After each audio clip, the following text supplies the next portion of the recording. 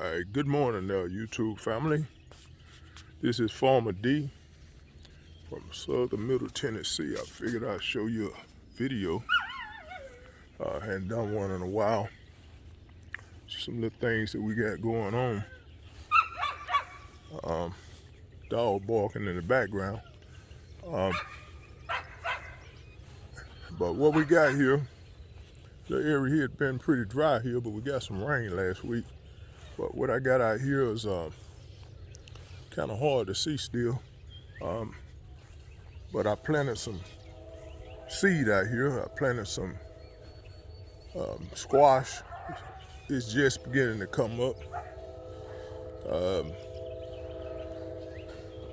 Should be up real good this week, and I'll get out here with the tiller and I'll till and get it cleaned up once I can see it as it come up.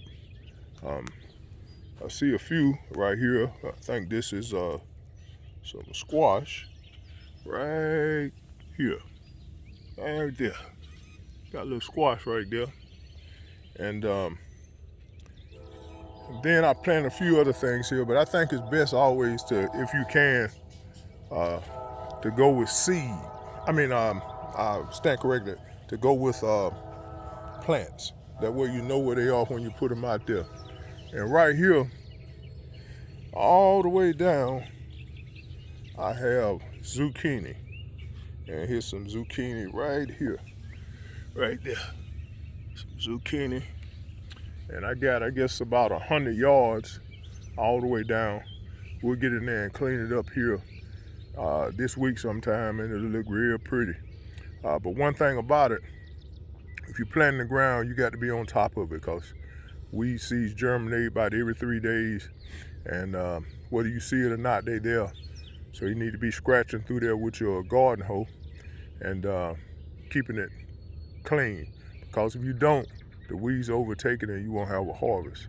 So we get in there, we let it be a little exercise for us, and so we'll get in there and clean this up, and it'll look real pretty by the end of the week. I'll make another video and let you see how it looks. And then I got about 6 rows of okra, 100 yards long, over here. And that okra is a real good crop to grow in this area. But for some reason this year, it seemed like the temperature been a little off. We're at the 31st day of May, and we still have pretty cool weather at night. Usually around this time of the year, it's about in the 60s at night. But last night it was 47. A few nights ago, it was in the low 50s. So it's a little off this year for some reason. Not quite sure. But hopefully it'll heat on up, because okra love hot weather. So the ground need to be hot, it need to be hot. Once it pop out into hot weather, it'll start growing. In about 60 days, you'll be picking okra. And one thing about okra, you have to pick it every single day. Every single day. If you don't, when it's small pieces to medium pieces, it's good and tender. But if it get real big, it's not tender anymore. And so you have to be out there on okra every day. Pick it every day. When you start seeing okra coming up, growing okra, then you need to start picking it every day. You'll see a bloom come on top of it. And then when that bloom gets on top of it, start looking, because soon you'll have okra. But this is a picture of the outside garden here, southern middle Tennessee. Real nice, early in the morning. And this is the outside field I have. And then we're gonna go over and I'll show you the inside in the greenhouse. We got stuff in there thriving. We've been picking off of that all through the winter. Lettuce, collard greens, spinach, arugula. What else? Spinach, about 4 or 5 different type of lettuces, carrots. So we've been picking some pretty good stuff out of it. In the distance there, I got a greenhouse over there on the right.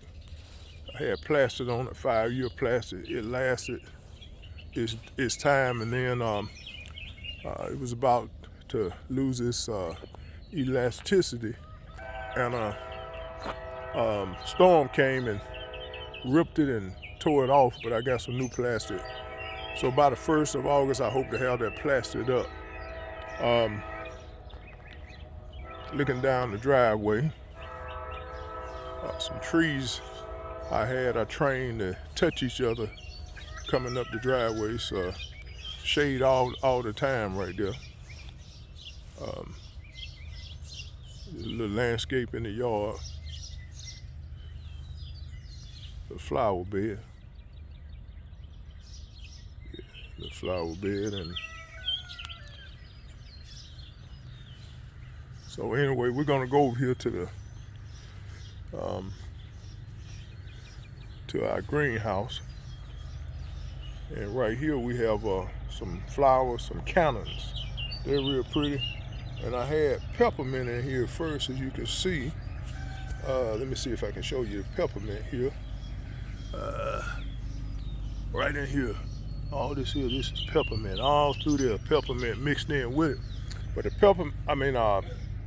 the mint, it has rhizomes, so it'll have roots underground, and they'll run, and then right where the roots run at, they'll pop up sprouts, and then they'll make more peppermint. So if you plant any kind of mint, you want to make sure that you put it in an area that you don't mind it spreading, because it'll spread.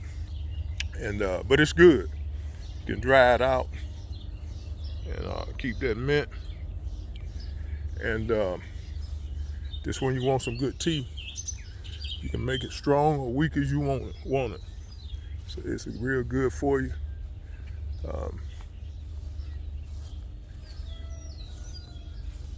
So we're coming on down here. Right over here is a tank I bought down at Home Depot. It's a 1,500-gallon tank.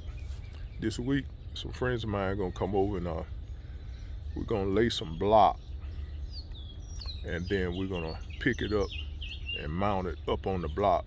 It's gonna be gravity fed, so it need to be about, it need to be up kind of high. So we're gonna make it about 3 layers of blocks high, and then we'll put it on there, and then on top here from the roof, we'll divert the spout over to the tank, and then we'll fill it up. And we got a good rain last week, and if I'd have had it set up then, I'm sure we'd have probably got at least 750 gallons of water. And so we'll gravity feed that, and we'll do our irrigation in the gardens, and maybe want to wash the car or something like that, we'll do that. But whatever we wanted to use it for, we'll use it. And that's a good free way to get your water, because if you do it with the county water, which I've been doing it, it could be it is kind of pricey. To my amazement, I didn't think it would be that much. But this is a view of the property on the south side, and all this we're gonna plant into something. I'm not sure. I was thinking about putting corn out there, but I ain't quite sure what I'm gonna do with it. But something is gonna be planted out there this year. And in the distance, the hills and some more land next to ours. But this is pretty much what we have here in southern Middle Tennessee. This is the greenhouse that we'll go into, and I got a few things growing in there, and stuff really thrives in the greenhouse. You can do it in the wintertime. You can do it without heat. We do it without heat. Might change it up a little bit this winter coming, and put a little heat in there and see what we can do. But last year we had a lot of stuff in there, and we didn't have any heat. But the way this usually work is without heat.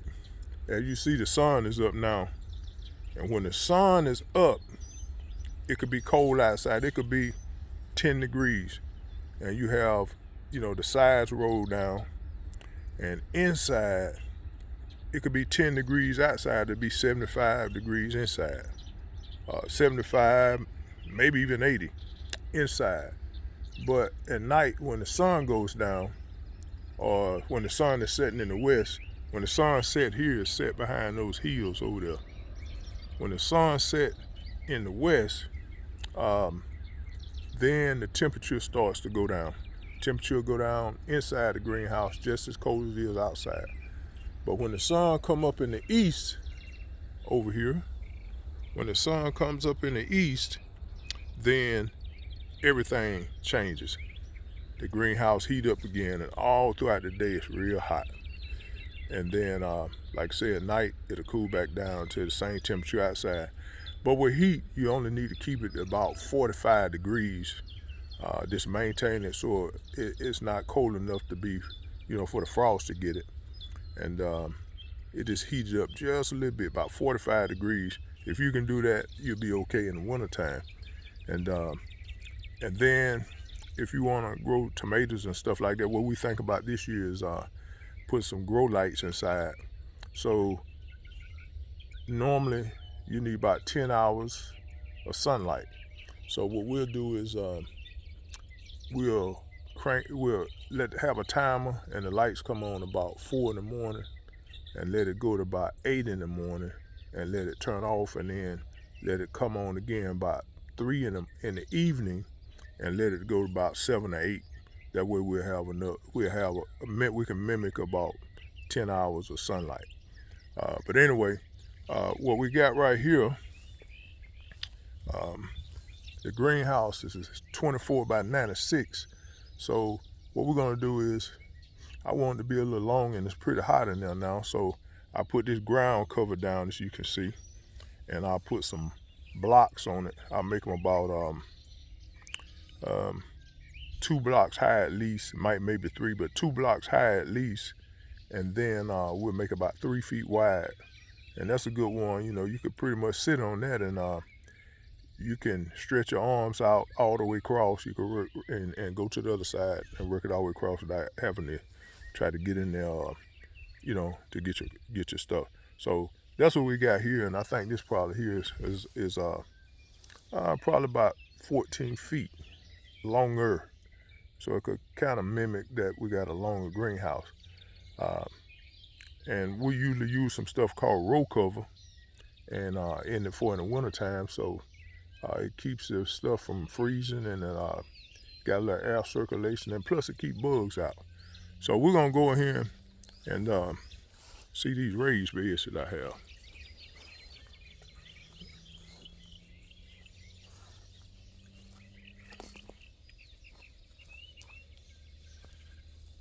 Okay, let's go in here. So this is the greenhouse. Inside the greenhouse, got a bed. The far bed I just planted some strawberries in there. Take a little while, and they should spread all over, and we have strawberries. I got tomatoes in there, and then this right here is marigold. Supposedly marigold is good for your eyes and good for macular degeneration. So what we're gonna do with this marigold here, we're gonna test it out. The buds, they say, and make a tea out of it, or break them apart, put them in salad. And so that's a bed of marigold. And then over here we got some squash. Look how big that squash is. I'm about 6'4", and this squash comes up to my waist. Yeah, so there's some squash we got, and it's producing, as you can see. You can see through there. You see little squash. We picked off this already. I know at least about 10 times. And my wife make a real good squash relish. And we've been making that, and people been calling for it. We've been sending it to people all over the place. But this is what we got in here. As you can get a picture all the way down. Notice we got stuff all the way down. Got stuff all the deep beds here. In the wintertime, we had And this one, I think we had carrots and spinach and arugula, and I think that's it. And the one in the back where you see these tomatoes at, we had collard greens in there. And boy, we, believe it or not, out of this little box here, we sold collards, we ate collards, we gave away collards, we had collards all went along in that box. And these box here is about uh, 12 inches high, so you can do deep things in there like ginger. You can do turmeric, carrots, potatoes, and things like that. It's kind of pretty deep. But that's what we got right there. And then we're going to move on down a little bit. You see this other bed right here. We got onions in there. And they're coming. You can eat them now.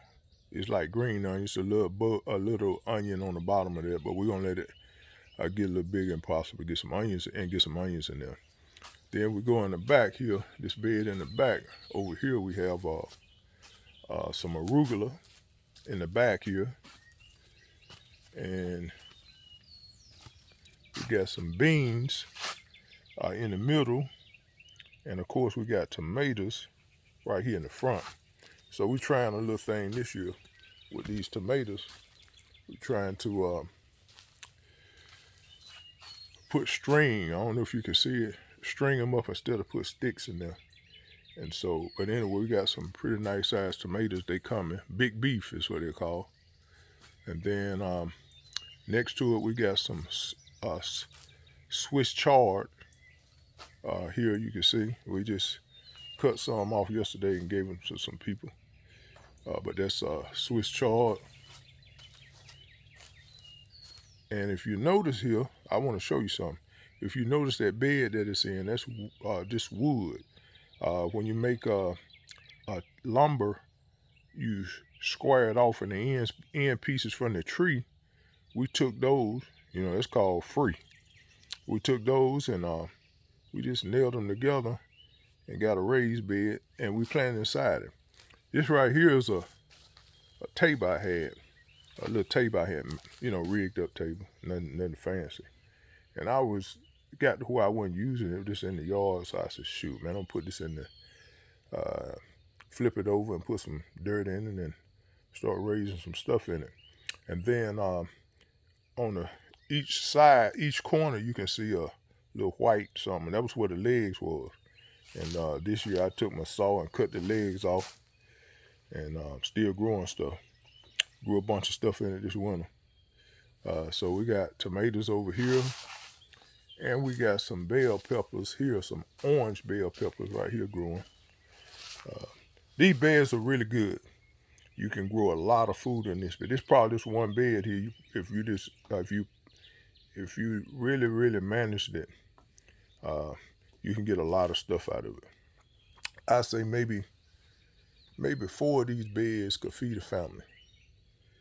You'd really be satisfied if you grow in these beds. I call it a working man's garden, a working man or woman's garden. And there we go, these tomatoes here. They have small tomatoes on them. They coming pretty good. Then we have another bed over here. As you can see, we have tomatoes on it. Everything has small tomatoes on it, except my cherry tomatoes. And then show you another example. You don't necessarily have to plant in the ground. You don't necessarily have to plant in a raised bed, but you can plant in buckets. Look at this. We got tomatoes in these buckets. And also in these buckets, if you wanted to, you could plant carrots in it. You could plant lettuce in it. You can plant greens in it, arugula, mint, beets. Anything you see in these raised beds, pretty much, you can plant in that bucket. So, just only thing that hold you back is you. If you got imagination, you can use your imagination and put anything in it. One time, been a long time ago, I put some flowers in an old toilet stool. Wouldn't put no food in it, but I put some flowers in an old toilet stool, and it did well. Okay, and here you go, Swiss chard. I got some back here. had a little bug problem, so I wanted to do an experiment to see if I can put some. My mom always tell me self-rising white flour, so I got in this bed back in the back. That's some dinosaur kale and a cabbage there. So I just did it as an experiment to see if white flour, self-rising white flour, would kill the bugs. So we just wanted to check that out. And then in this bed right here, um, notice all these got this wood I was telling you, free wood, come from the tree when they making the lumber. And this bed right here, I have some Thai basil. Yeah, it's ready, real pretty, smell good. I wish the phone had a smeller on it, and then you could smell it. But that might be down the road. I'm saying that kind of sarcastic, but that might be down the road uh, soon. And then also on the right side, we have some pak choy, like bok choy. We have some of that there, and that's coming on pretty good. Let you get a little close-up view of it. Yeah, that's coming on pretty good. Yeah. And then right here, we have some more tomatoes. You can see we got small tomatoes coming. And then right here, we have beets. Yeah, beets. I forget the name of these beets, but let me see if I can show you one here. Yeah, I'll pull one up. Pretty. Look at that. Pretty. Real pretty beets right there. Look at that. Take that in the house. Guess I'll take that in the house and we'll eat that. But yeah, beets, they're looking good. Looking good. Yeah. This was some kind, I think it's called early wonder beets. I usually plant one called a Detroit dark red. But there you go right there. There's some beets. All through here we got beets. Yeah. Look at that. Pretty. And then of course we got tomatoes. You notice I got tomatoes in a lot of these beds. I usually take these to a market, or I can go on the side of the street with my truck and set up and sell tomatoes. They sell probably the number one seller in the summertime around here. Okay. And then we come on down here. I got some more tomatoes. In the back of it, I got some beans. And of course, you see some onions there coming up. Look at that. Look at that wood, old wood, free wood. Look at that. Raised beds. I got another cabbage over here. Some worms was hidden a little bit. And so I put that white flour on there. We're going to see if we can make it come, if it'll come back. And then we have here squash, yellow squash. Let me come off for it a little bit so you can see it. We got yellow squash. And this yellow squash here, planted a little close together, but it's really producing. And you know, you always with your squash, you want to get the young squash, the little squash. They seem to taste the best and are tender, but right there, we got it all over the place. And we picked off that, I guess now probably about 6 times. Still producing. Stuff inside the greenhouse, it just seems to grow faster. Don't usually have the pressure you have outside, because outside you have weed pressure. You have a lot more insects. You have the sun. Well, you have the sun in here, but you have the wind blowing. You got the rain beating it. And so you have a little more pressure when it's outside, a little more stress. So inside you don't have a lot of that, so seems like it does a little better. And then of course over here we got some more tomatoes. You notice we big on those tomatoes. Got more tomatoes, and in the back of it we got a white potato. They're not ready yet. Usually what we do with white potatoes is it's nice and green now, but it'll bloom, and once it bloom and the plant die, then no more growth underneath. So at that point, we usually go underneath and we usually pull the plant up, and we'll have potatoes to dig up underneath. This is a little red white potato you call a red Pontiac. And that's what we got there in this bed, and tomatoes. And I got some beans now, so One thing about these raised beds, pack it up. Pack stuff in it. Grow all the stuff you in it. Don't let it be too much space left in it. I got a little space left in some. I'm gonna be coming out here in the next few days and packing it up, making it real tight, plant all kind of stuff in it, and we'll have some good stuff. And then right here in this bed, I got some cucumber. It's running over in cucumber. Normally I would trestle it, but I want to see how to do if it just let it go in the bed, because we got ground cover down and it ain't going on in any dirt, and we'll see what happens with this cucumber. A lot of things I do is experiment to see what grows best. And then once I see what grows best, then I usually pass it on to people, and then they do it, and they ain't got to go through the headaches, not headaches necessarily, but they ain't got to go through the hard times of trying to figure something out if we can figure it out for them. In this bed right here, we have green beans, snap beans, and they're beginning to bloom. Let you get a close up on it. They're beginning to bloom, and you see the little white things there? They begin to bloom, and after the bloom will be beans, and they coming on pretty good. Notice how I got this one packed up. I got it real tight, and it'll produce real good. And then on the other side, on this other bed on the far end, that's lemon basil, real sweet smell, lemon basil. And here, of course, tomatoes. And in this bed right here, I got some more planting to do in this bed. We'll do some. We're gonna plant it up this week. And then this plants back here is cayenne pepper. They coming on pretty good. They probably been in there about 2 weeks. And on down here we have again tomatoes, big beef tomatoes. And then here we have some red bell peppers. And then this right here is in this last bed we're gonna look at here.